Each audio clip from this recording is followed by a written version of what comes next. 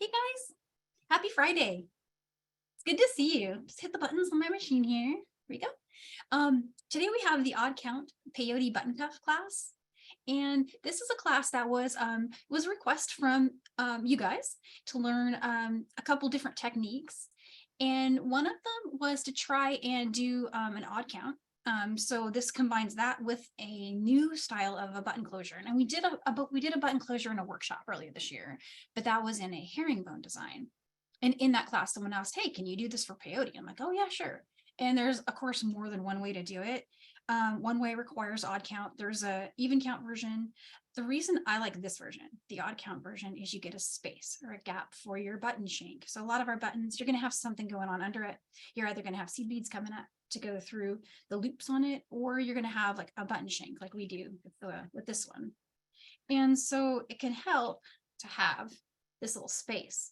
And it's basically one bead wide, but you need a center point or you could do it with an even count, but this works out where your sides for the button, those are even count. So this is a cool way to do it. And then I have avoided odd count peyote like for a long time. And then I found a trick that made it a lot faster for me, that I started liking it more.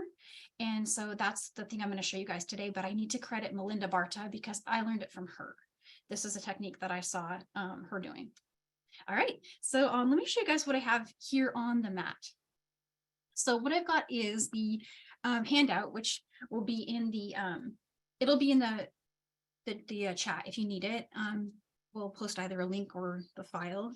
And it's also, I'm not sure if it goes away right when the class starts, but it's also on the website. So where you registered for class, it's like, if you look at where the materials are, you can download it right there by a link that's there. And so that's the handout. And we don't really have a pattern. Like when I say pattern, I mean what order to place the beads in, because it's just a random for this design. And the colors you see. In case you weren't with us last week, we designed a palette that was in our color theory class. And this is the palette we designed. And I forget if we named it. I think we gave it a name. I think we decided it was like lilac or something, but the recipe for that's in our Facebook group. We posted that. And then this one is the one that's in the handout, and it's described in detail in here for how to make it with all of the part numbers. It's a lot of bead tubes together, but it's tubes you might already have in your stash because we've been using them for so long. And all I did was stir it up and make this little pattern here. And it came out so cute. So we called this one Riverbed, I think. So we decided that was called last week. So today what I'm going to do is just jump in. I thought I would use the Sprite palette here. It's easy to see. And what I thought I would start with is just showing the odd count start, and then we'll jump ahead to the sample that I have ready to go, and we'll build the button. And we'll build the whole button so you can see it from start to finish. So let's just do a quick intro to odd count. It's going to look pretty familiar to you guys if you've already done even count.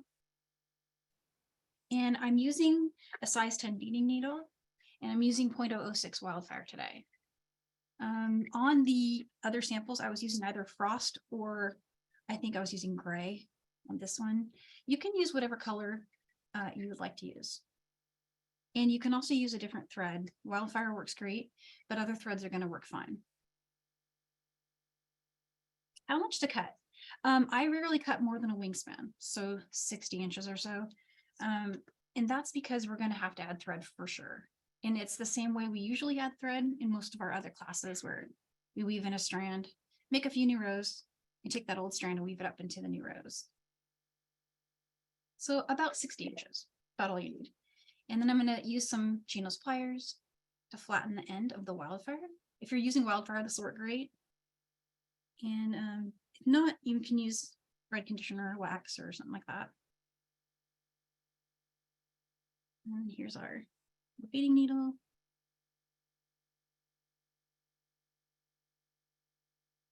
Okay.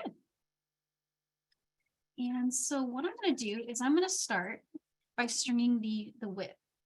And as with all peyote stitch, you're starting, when you string it, you're stringing rows 1 and 2 together. And then when you add row 3, it splits those two into 2 rows. Here's how it looks. We're going to string the 9 seed beads. And again, this is just going to be a random order. And then we'll pick up a bead, skip a bead, pick up a bead. And when we get here, we'll come back and take another look at what we're doing. All right, so here's my 9.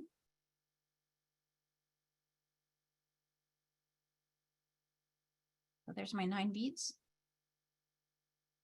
And you'll want to leave about a 12-inch tail. This tail is going to be used to put on our button. Although when we get to that spot, I'll tell you another thought that I sometimes take into account when I get there. But for now, just 12-inch tail would be plenty.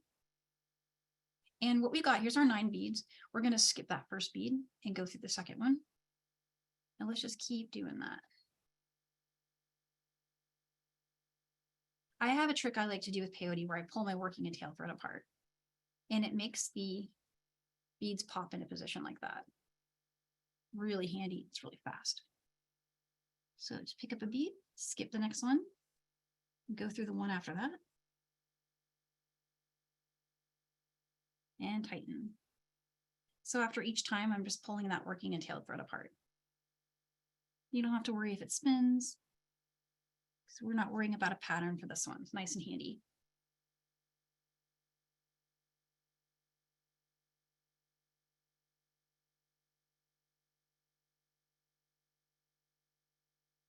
So there's the last bead we can do the normal way. So far, everything we've done is the same in, an even count peyote. So we've got all of these beads, skip a bead, put a bead through. And I went ahead and went through the last bead that I had strung here. So you see we've got the 1, 2, 3, 4, 5, 6, 7, 8, and then there's this 9th bead hanging out. And we need to put its end bead on. And so there's more than one way to do it. But what I like to do is I start my odd count using one of the methods. There's 2 different versions of this. There's one where you add the bead and then go back through this way. That works great. There's this one where you go through the bead. And then we're going to come out and add the new bead. And then come down and make a little turn here. And when you make that turn, you got to come back through here, which that's shown here. And then get yourself where you need to be to start that. And then from here on out, you'll add 4 when you're on the back pass. And you'll be adding 5 on the forward passes. So it's pretty simple when you think about it. You only have to do this one time if you're going to do the other way that I'll show in the next page. But this is just, it takes a long time. And this is one of the reasons for so long, like I avoided odd count, because this is time consuming and it also creates a little bit of a sway on one side of your piece. Because one side of your piece is going to have thickness and one side is just not. So it's another reason why the next page method is good, but we do on the first one have to do this because we don't have a thread bridge to grab. So I'm going to go ahead and complete from where we are here.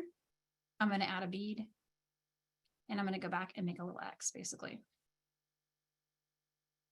We'll add the next row. So let's see, I'm going to use a white bead as my new one. It's because it's not one of the beads it's next to, so you can see it clearly. And we'll come back through the yellow bead. And I usually kind of do this all in one swoop. And I wanted to also point out that it doesn't matter which bead you pick here, this one or that one, that you're just going to be making a turn. So either way, it's going to work fine.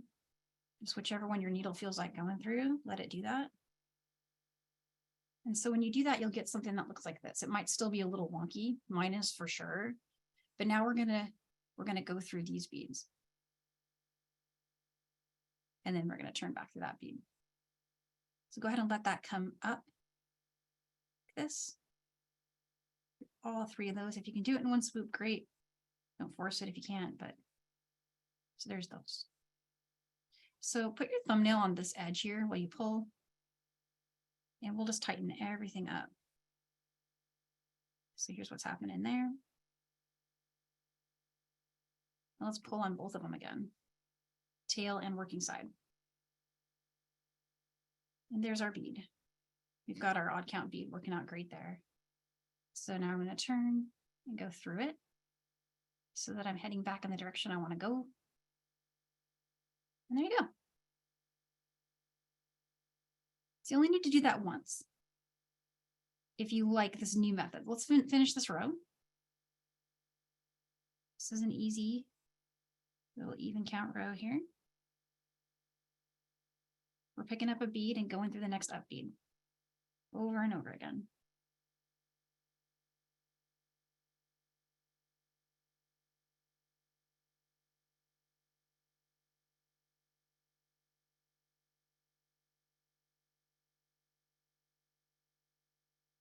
So we've recognized that. That's kind of what we know and love, the same peyote stitch.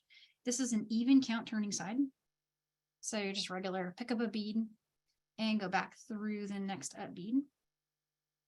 So that should look as you recognize it. Let's keep going.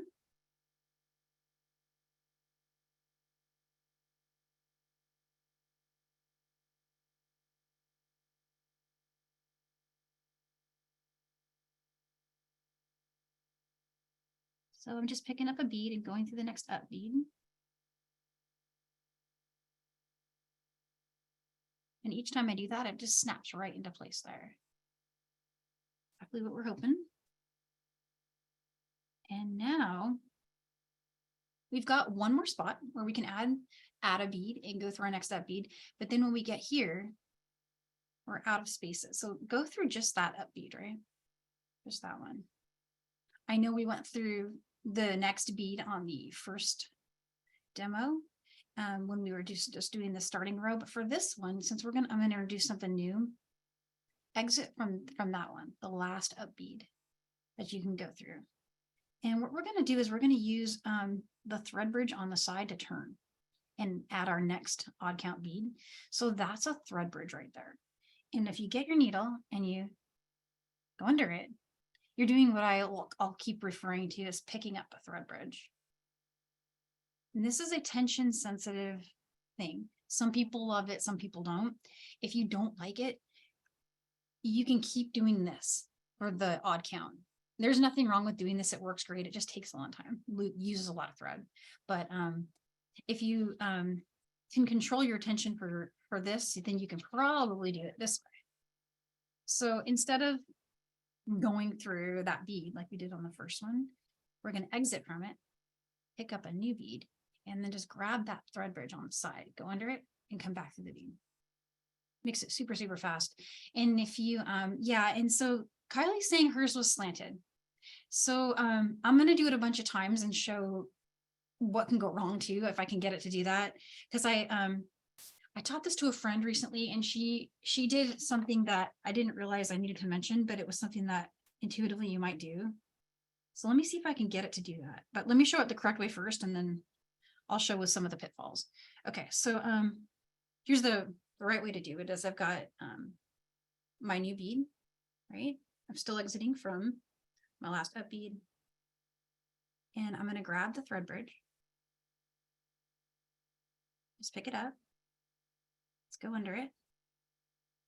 And when you get to this spot right here, before you keep going and pulling it tight, when you decide to pull it tight, pull this way. So this direction.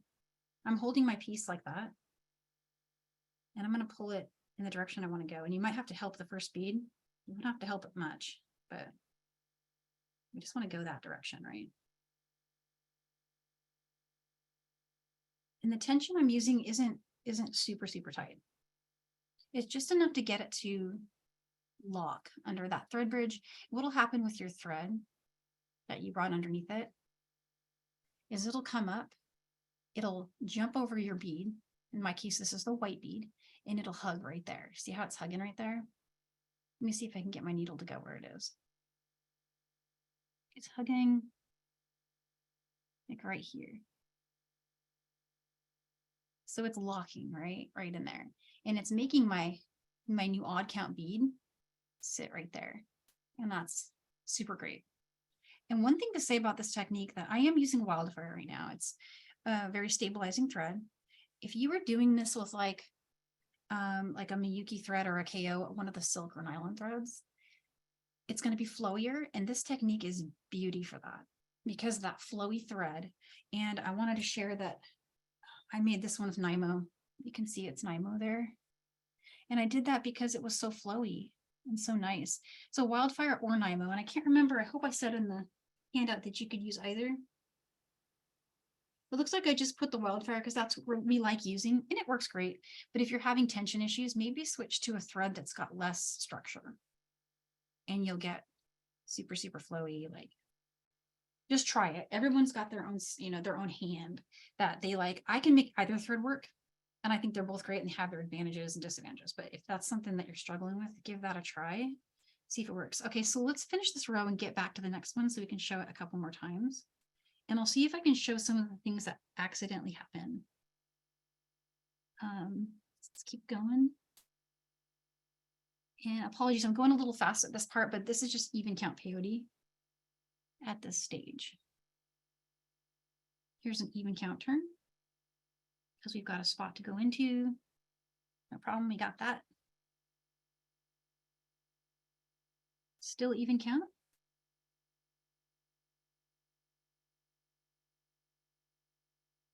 All right, I'm in my last spot where I have an even count bead to add. And here's where we're at. So let's pick up our next bead. And again, we're going to just go under that thread bridge.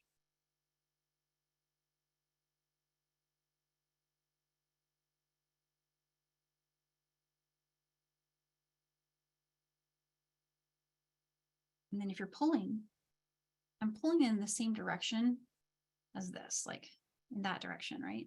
And not super hard. Your bead just pops right in place. Now, some of the things people accidentally do that from this spot, sometimes I've seen a couple things. I've seen people go back through this bead by accident. They go back through the wrong bead instead of turning and going through this one. I've also seen it happen where you accidentally go through this bead before doing the turn.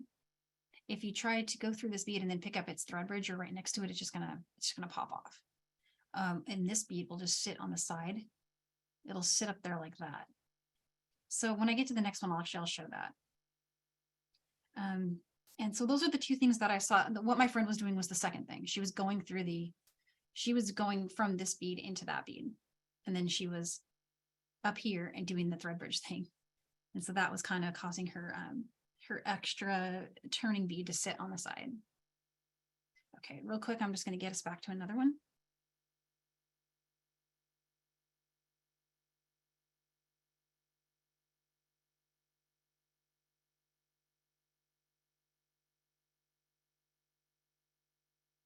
And I'm loving this beautiful mix we made. It came out really good. Although I think I need to stir it up more. So I'm missing some of the colors. No, but they're just buried there.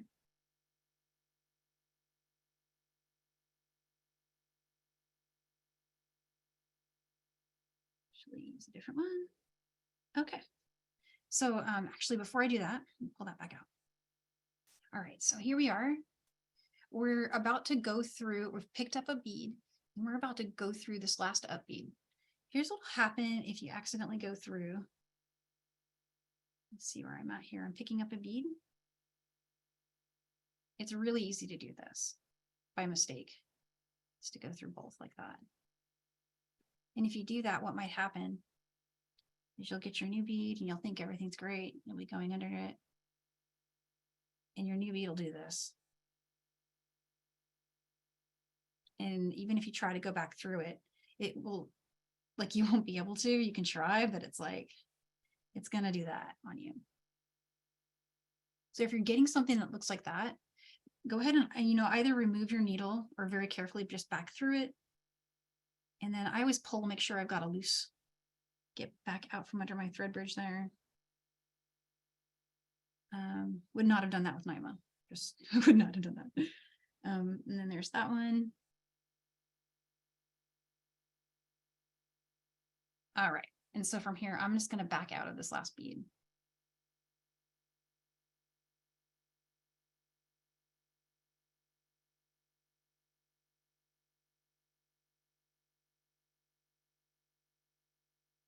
And let's make sure I'm where I'm supposed to be.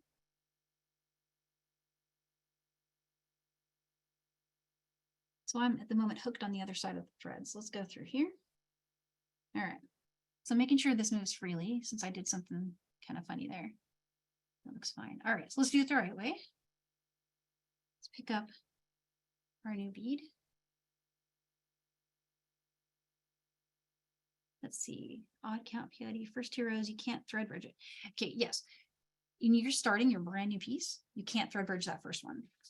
On the first one, you have to do it the long way because you have no thread bridge, right? When you get to the end, you'll be stuck hanging out here at this last bead. And method 1 is to go through the bead, add your new bead, and then make your X, right? Here's this. You go around and you come out. And I call that the X because you're just making an X shape. You're going doom, doom, doom, doom, in that way. And then you're just completing your row. So you have to do this on the first one. And there is another way to do this too. That's also involved turning. It's almost the same. It's just that some people they'll be exiting from this bead, and instead of going through that one, they'll add the new bead now here, and they'll come back, but they're still going to do that X, right? In either case, it'll work just fine. But you have to do this on the first one because yeah, you got no thread bridge. So thanks for the question, Donna. That's exactly right. But then from there on, you have something to hook to, so you can get away with doing that. And it works pretty well. And so it does speed it up. It makes this go faster, and it takes away, you know, my aversion to odd count that I used to have because I just didn't like how long it took, right? So we're exiting from our last up bead. I've got my new bead. I'm going to go under the thread bridge. Again, gentle tension, a little bit of firmness, not too crazy. And I'm just going to pull this direction. And when you do that, it should pop your bead into place. Sometimes you need to help it. They're not precision cylinder beads. If they were, it would pop. But just like with every organic kind of style beadwork, you're going to have to help it a little bit, kind of like you do with herringbone and those kind of stitches. And you just want to come back through it. All right, so we're getting close to the half-hour mark, which is where we got about 5 minutes till. I wanted to make sure I leave time for the button because I am going to work through the whole button so you can see it start to finish. I think there's some value there. Does anyone have questions about the start or something that just doesn't make sense about doing this kind of stitching?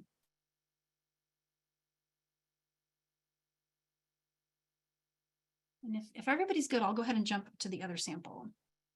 I think you're good to go, Danielle.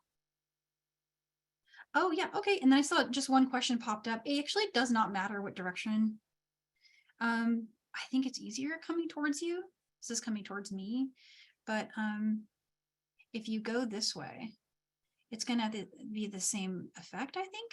You're coming out of the speed, and just as long as you pick it up in whatever direction. If you're working this way, still would be easier to go that way if you're left-handed, but yeah, I never thought about it because I always just kind of come towards myself with the needle, but yeah, it's a good question. Let me know if it doesn't work and I will try it myself on the sample and we'll see what's going on with that. Okay, so let's grab our other couple things I want to do here. I want to work a solid color for each of the sides so that they're very clearly, you can see them clearly from each other. We know what we're doing. And then I wanted to, of course, mention where to leave off in your work. You don't want to start your button cuff on a side that you just did an odd count turn on. And sorry, I'm just threading my needle off camera here. Bring that back. I've been working with this start a lot, so it's a little bit, it's kind of soft. I'm not going through my needle. There we go. Okay. So what I mean by that, and let me show you on the visual because sometimes it can be easier to see on the visual. This is worked with all one strand. You don't have to come in and add thread or anything. But when you get to the spot where you're going to start your button, you want to start from a side where you're about to make an even count turn. And so your even count turn is going to be the side where you want to start.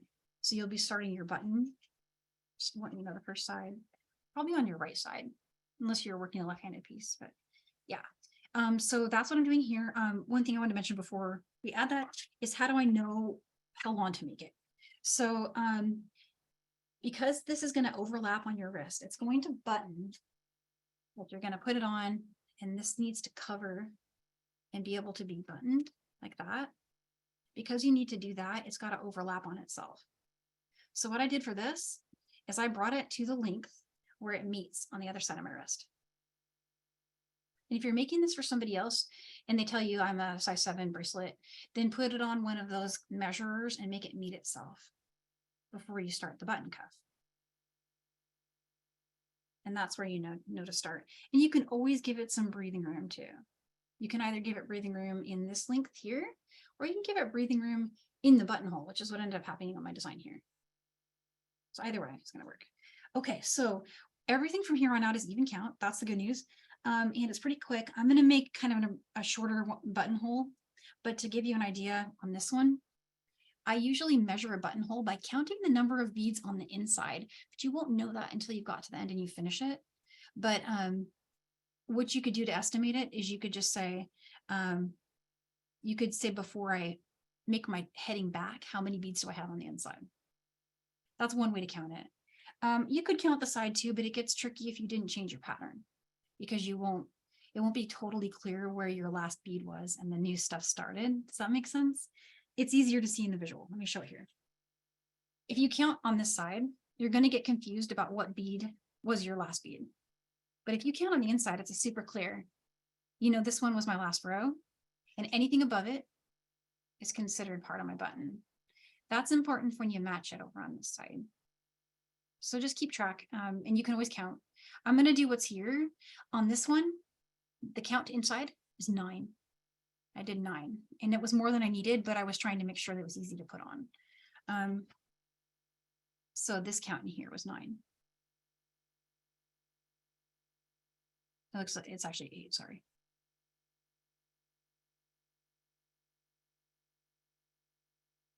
So if that makes sense, and we'll go over that again when we get to that spot. Okay, so I'm going to work in a solid color. Let's make one side purple and one side yellow. And let's make this the yellow side since I have so many purple beads hanging out down here. So here's just my regular even count turn. Regular even count. So far, so good. But instead of keeping going here, I'm going to turn and head back now. And it's an even count turn. Just keep heading back. And each of these is only a 2 bead add for every row. So there's 1. And I'll show you how to measure for your button as well, because not all of us are going to use the same exact button. And that's why I didn't put any counts in the handout for that. But if you're using the button that I did for this other one, 8 or 9, I think 8 would probably be better since I made mine a little big. But so far, see, we're just doing even count. It's got a little sway to it because it's so thin.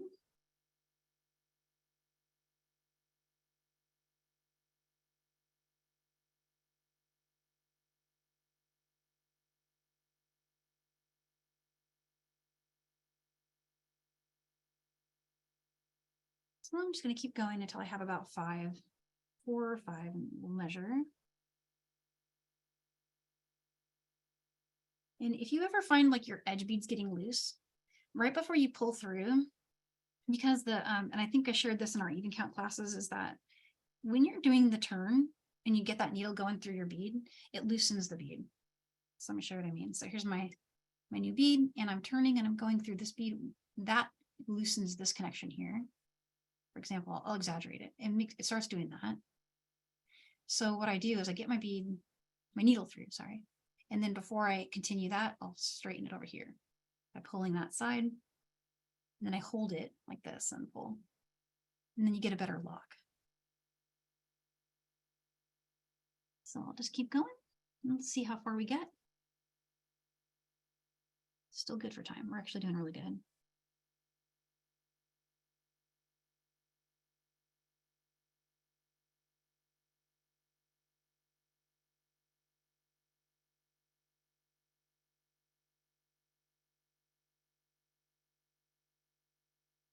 All right. And when you've got the length that you think you might want, and you're about to measure, one thing to think about is that to make the turn easiest, you don't have to do this, but this is how I illustrated it. And it's the way I think is easiest to get where you want to go, is to end the last row of your button side, end it heading towards the middle. So you see I'm heading towards the middle here. That makes it easier to start even count over here. But again, you can always just weave around. So don't sweat it if you're over here and it's a perfect length and you just want to stop, that's fine. You can weave down here and get over there. It just takes a little longer. But either will work.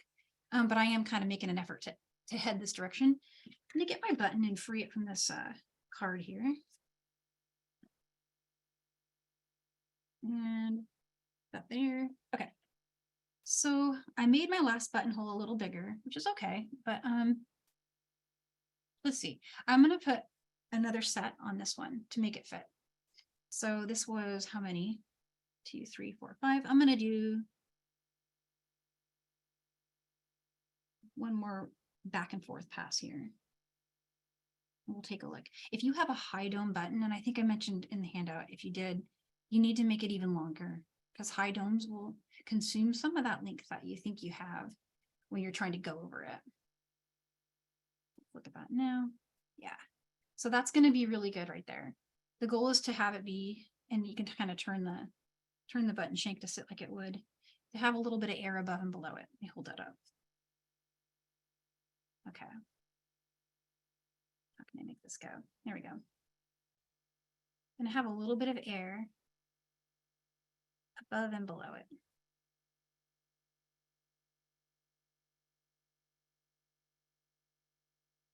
You see, it's got just a little bit of space. I think that's going to be even better than what I did here. This was probably too much, right? Still works great, but it's a little too much because then you end up with a little bit of a gap when you're wearing it. It's going to snuggle up to that side when you have it on. So definitely this is one you play with. This is when you try things and you see if you like it. And if you don't, make the next one different. You know, it's just like so many bead weaving things. The second one's always better than the first one you made. So there's one side. We're good. Now we're just going to get over here and copy what we did on the other side. So I'm going to weave down through the beads. So I'm going to go back through this bead. And let's make a turn, come up through this bead.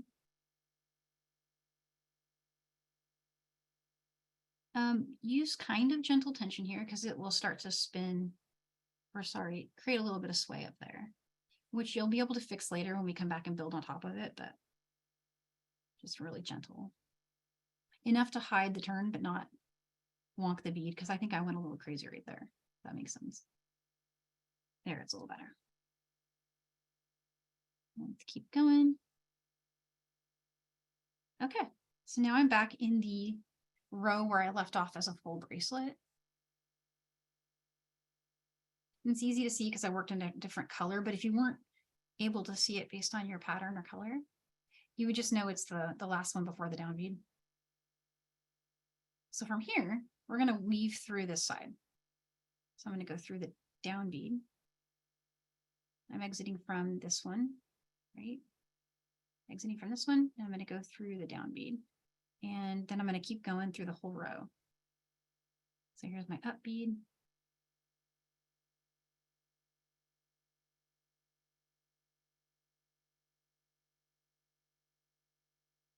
Down bead.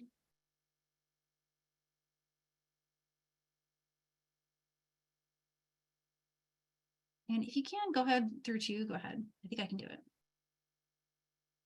And so now we're at our edge. Okay. Once you get here, you're in the same position that you were before. Well, we did this side. We're going to do the same thing. It's just going to be flipped. We're going to work a even count 2 column.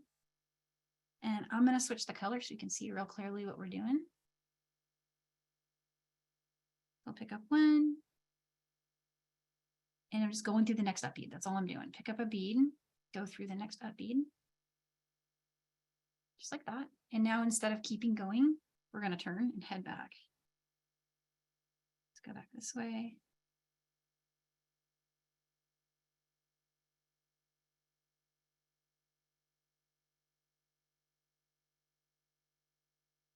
And that's all we got to do. So I'm going to keep going until I have the same number here, which was, looks like I did 6 beads. And I might need to find more yellow. Oh, no, I'm working with purple now. I'm good.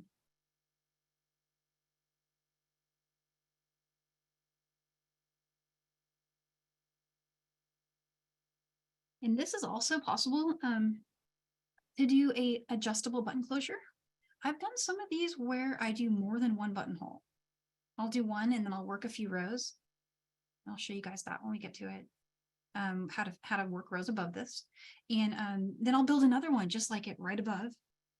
And that it can be clasped in 2 different spots. And that's for folks selling your work, or if you're not 100% sure of the size of the person you're making it for. That's something you can do. And if they end up using the other button loop, it just, you don't really see it. It just kind of is part of the bracelet, right?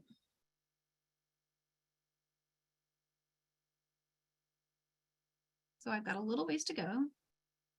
All I'm doing is picking up a bead and going through the next up bead. Super duper easy. Just even count 2 column.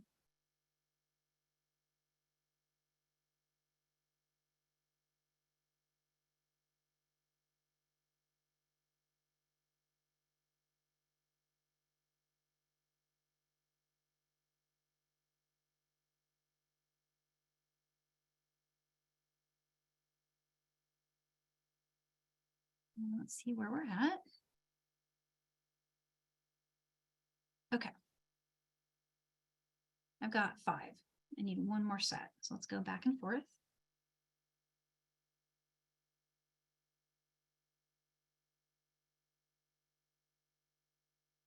We're almost done. 1 more. Okay, let's just take a quick look, lay them out. So you should have something that looks like that. And I've got 5 new beads on both sides. I'm counting them there.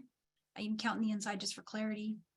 On this design, because we worked with a separate color, you could count the outside bead. Which, as long as it's the same on both sides, you've got it. And again, your counts might be different because your button might be different. All right, so let's finish it. Finishing it is super easy. Try to end heading inside. This actually kind of matters now, but try to end heading this way. And what we want to do, and I think it's shown here in this first step, we're going to add 1 bead and we're going to go through its opposing bead on the other side. So bead number 5, new bead through bead number 5 on the other side.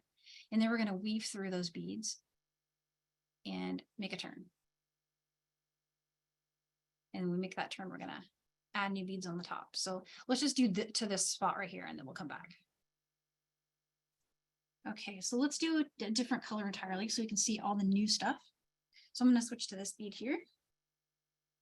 And I'm exiting from that 5th bead in the middle. And I'm going to cross and go through its friend on the other side. So you get that. This is a good spot to test your button one more time. Kind of pinch it, right? Just hold it like that. Let's see what happens. I think it's going to be good.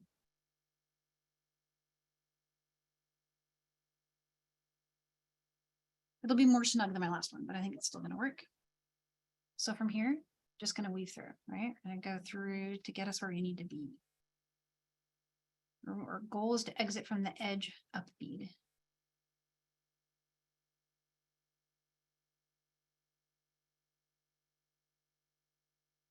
Heading that way. So that means you want to go through this one and then turn and come up through this one. Oops, sorry.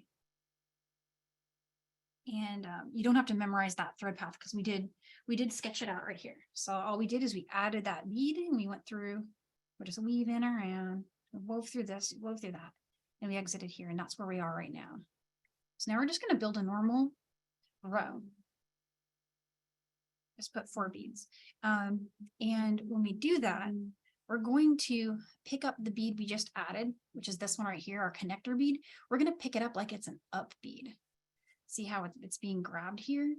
It's going to become that middle up bead that we need to make that jump. We add those 4. So we'll pick up a new bead. Go through this one. And here's that bead we just added. It's our up bead.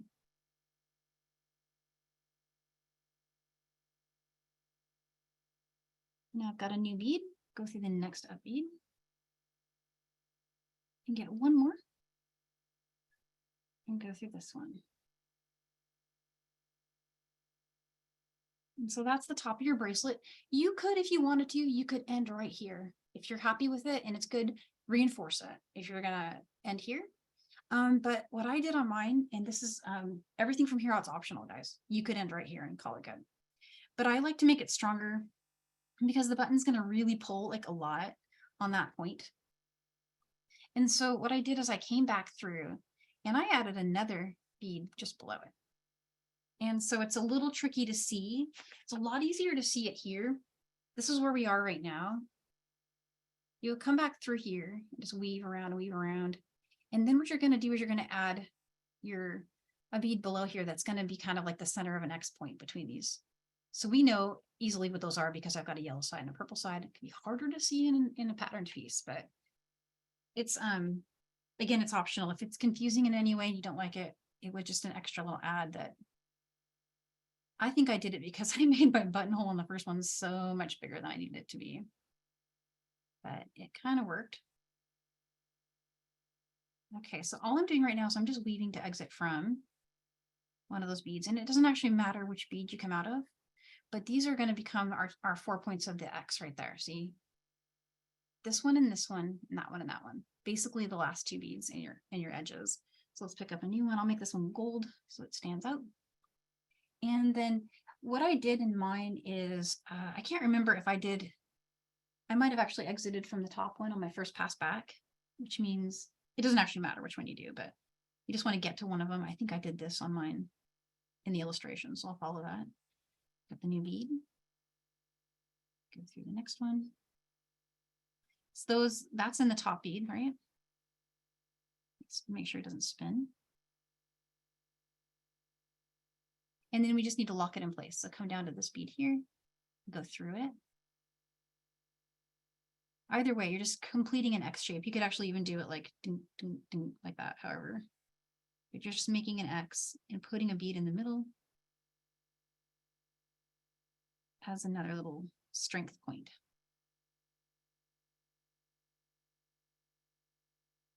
So it's basically become the joining bead there. That's just a regular peyote stitch, right? It's gonna look the same as most of them have. And so that's it. That's pretty much the whole thing. What I did next is in the illustration, it looks like I went ahead and wove down back through the piece and decided to reinforce the top again.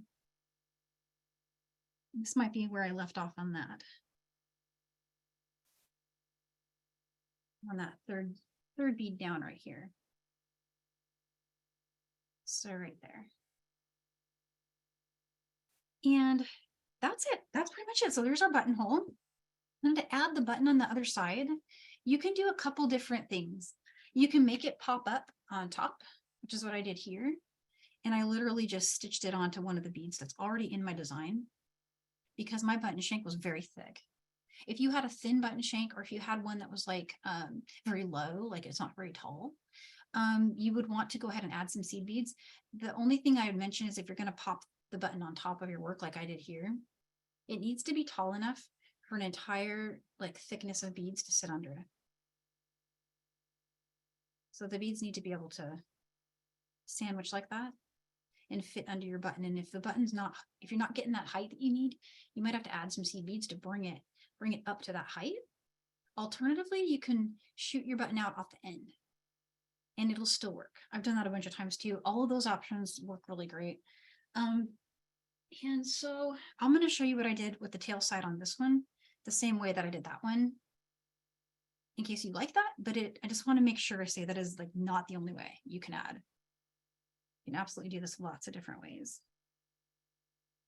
And I think we've actually done some classes where we've put buttons on. So if you don't like this way, we've got some inspiration I think I can probably dig up for you on other ways you can try it.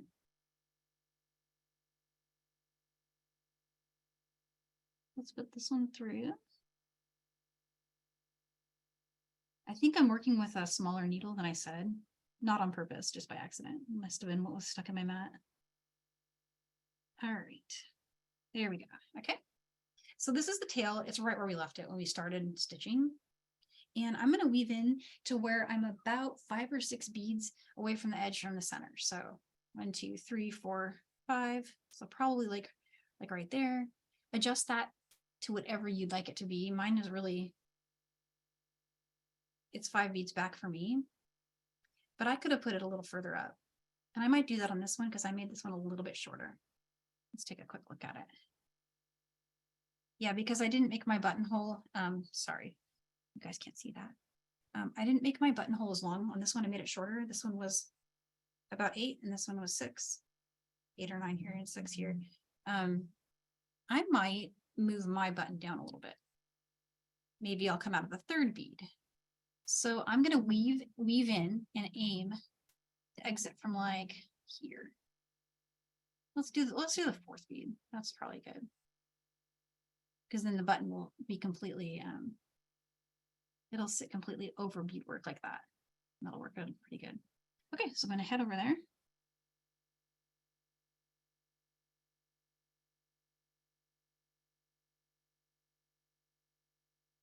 All I'm doing is just following my thread path, just going through, just like and this is how you add thread, by the way. Same method. You would just keep pulling until your tail stops moving. Okay, so I'm exiting from that 4th bead in there. Let's get the button. And like I said, you know, some analysis required. Like what kind of button are you using? If you're using this one, this is a super tall button. It's as tall as a bead.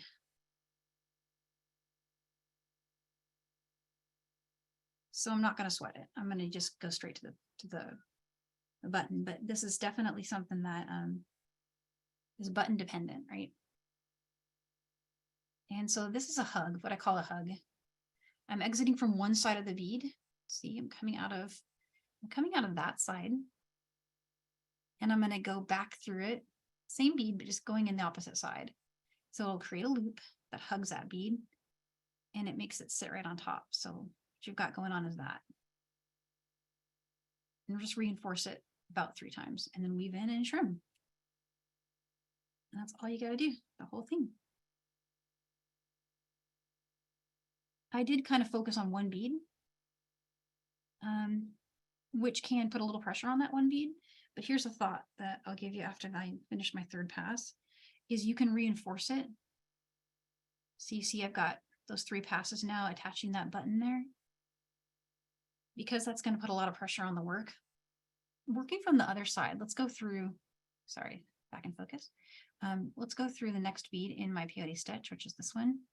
And then as you're doing that, bring it, like pass it back through. So it's the same bead, I just brought it through the work. Easier to work on this side than under the button. So now I'm just going to do a bit of reinforcing.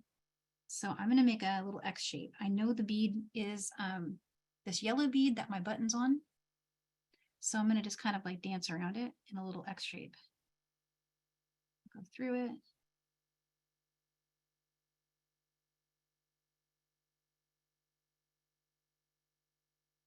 So it's multi-purpose, weaving in and making that button strong in that one little spot there. And I think that's probably plenty. Now let's just weave in and trim it.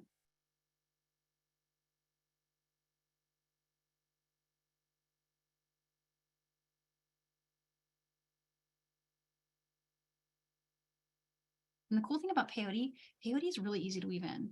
You get a really strong weave in with just 3 turns or even just 2 turns. Super forgiving.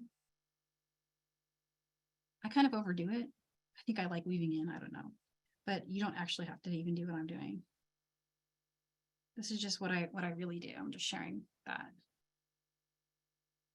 I'm going to aim for the other side and trim.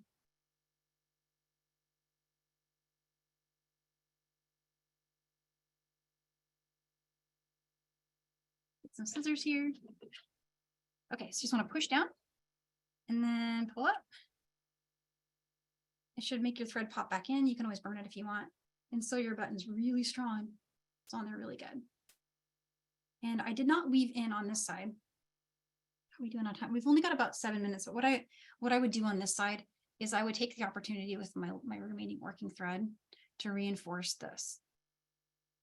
I would make a bunch of passes around in here and then weave down somewhere and trim it. Opportunity to fix anything you don't like the look of. If you think it's got some loose spots, like I'm already eyeballing, I'm all about eyeballing this one right here. I want to just kind of make a turn, come back through that and fix that. But yeah, that's pretty much it. And then you can just bring your button around and clasp it. And that ended up being pretty good for this button. It's kind of what I wish I'd done on the first one. That was 6 on the inside. If you count 6 beads on the inside, that's this. And this is what I think is 8 or 9. Hard of the pattern, but much bigger, but still good. So you can see like it's forgiving. You don't have to be super sciencey on it. You can just try whatever you think might work. Danielle, it turned out beautiful. Thanks. I have a couple of quick questions for you. Sure, yeah. Someone mentioned they had a mixed bag of hex beads. Do you think they could do this project with them? Oh yeah, that'll be beautiful. It'll be great. Hex beads are a little sharp. Be careful. Maybe work with Wildfire. They can sometimes cut your thread. Okay. Your ring today, what are you wearing? Something I would love to teach, but it's with Czech drops. You remember the Czech drops you sent me a long time ago? Okay. And that's a twin bead inside. We were doing a bunch of classes with twin beads, and this is like legacy from that. I was digging for bicones earlier and found it and put it on. I forgot I was wearing it. Danielle, yeah. So they noticed your ring right away. The next question is, last week you made this mix. Yep. And I gave everyone the recipe in the sidebar today. Would you say this project used up almost a vial or half a vial? Because someone wants to know how many beads would they need to do this project? Oh, not very many. Here it is. So last week when we made our mix, I had enough to fill this tube plus there's a tiny bit extra, and the amount of extra I had looked a lot like this. So about 1 tube plus this made all of that, plus all that that's on here on the mat, and then got that much left. Okay. You could probably it looks to me like you could almost get 3 bracelets from 1 vial. Oh yeah. Yeah, at least, especially if you bought one of our mixes, one of these would cover 2. That answers that question. And Danielle, very last question for someone who does bead a lot is there any way to taper those ends? Would you do anything extra? You mean to after the buttonhole? Yeah, you mean to like decrease it to a point, for example? Yeah. Yeah, you could just easily decrease it. To decrease, you just, instead of adding another bead here on the sides, you would add these 3, and then you would make a turn, and eventually you would just have 2, and then you would just have 1. And we're doing a decrease class coming up here in, I think, a few weeks. Great. Well, then, you know what, Danielle, I'll let you introduce the next classes. And that gave Anne a little tip if she wants to work on it in the meantime. Yeah, it's a good idea. It'll look really cute. I like it. All right. So yeah, next classes. Let me get some of this stuff clear so you can see it. We have next week the crystal wrap. I think it's the earrings. Is it earrings next week? Already. Okay. All right. So we've got our hoop earrings, which are a macrame class on memory wire. So what's going on here is this memory wire. There's some 6mm bicone crystals, and then there's some 0.8mm knotting cord. And so we'll make a memory wire hoop, and then we'll tie knots on it.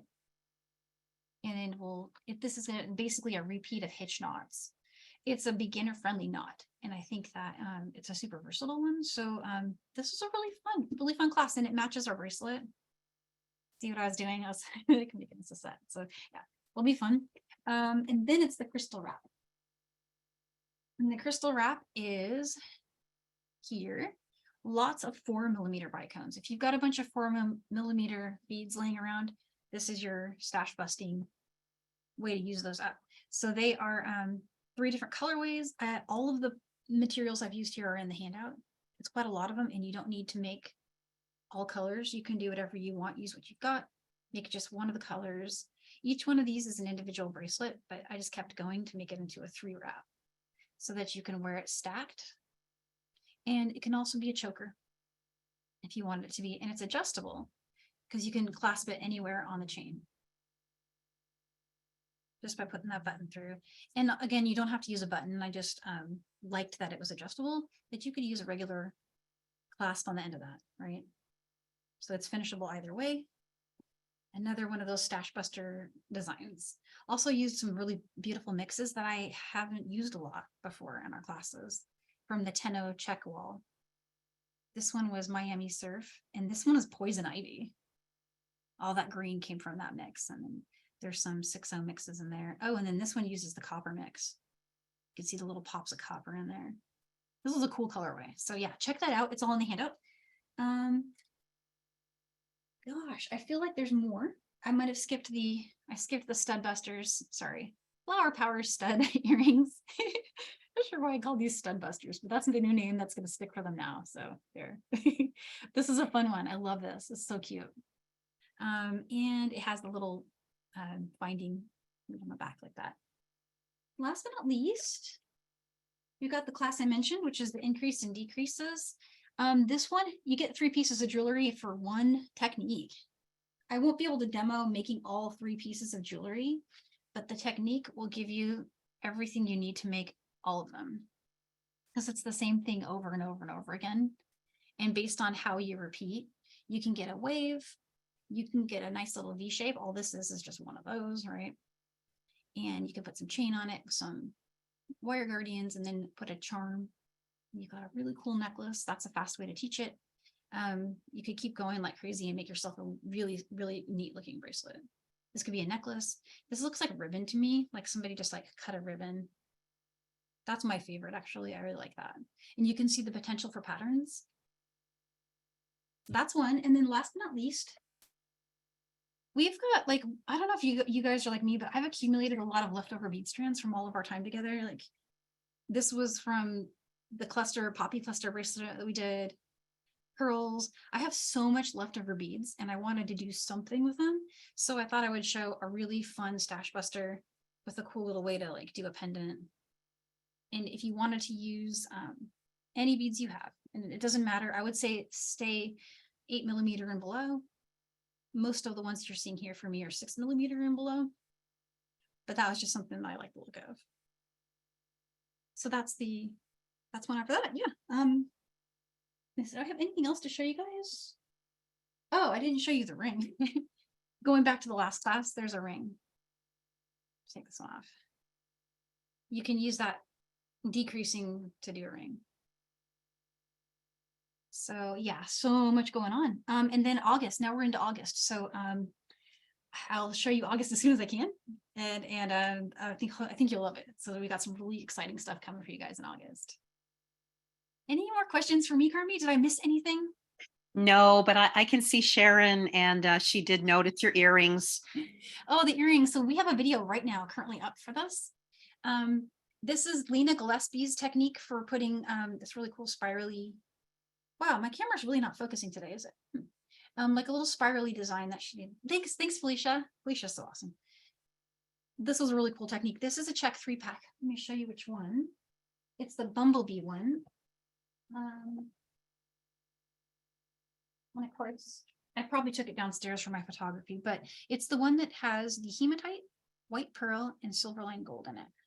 And it's on the Michaels wall. It's Czech Tenno seed beads. You just wrap that around any findings that you got. And I think the links in the video, there's links to the Michaels. You can order these online from Michaels. Yeah, you find that in our Facebook group. We're on blog.johnbia.com. Yeah. Thank you. Thank you so much. And I just wanted to share, Loretta just posted that she sold one of the bracelets from last week's class already for $50. Awesome. Yay. That feels good, doesn't it? I love hearing that. That's so cool. Now you can go buy more beads. Because that's what I always did. Yeah. Awesome. Well, hey, I want to wish you guys a great weekend. And thank you for being here today. As always, if you make something beautiful, we love seeing what you make. So if you go and post, you can do hashtag make it with Michaels and hashtag John Bead, and we'll share your work and cheer you on. And have a great weekend. Happy beading.